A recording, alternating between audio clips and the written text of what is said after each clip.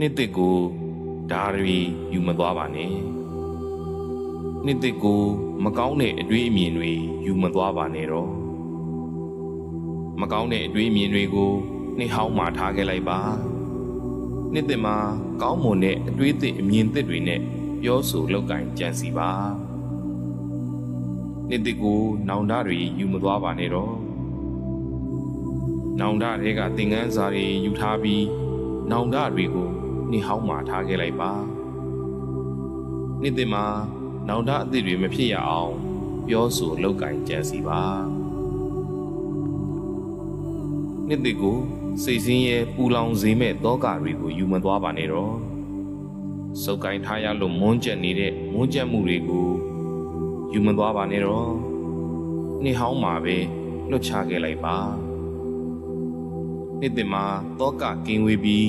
စိတ်ချမ်းသာအောင်နေထိုင်ပါနှစ်သက်ကိုမနာလိုဝန်တိုမှုတွေယူမသွားပါနဲ့တော့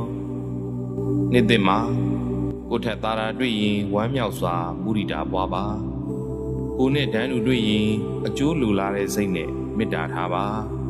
ကိုအောင်နှိမ့်ကြတဲ့သူတွေပေါ်သနာကျင်နာစိတ်နဲ့ကရုဏာထားပါ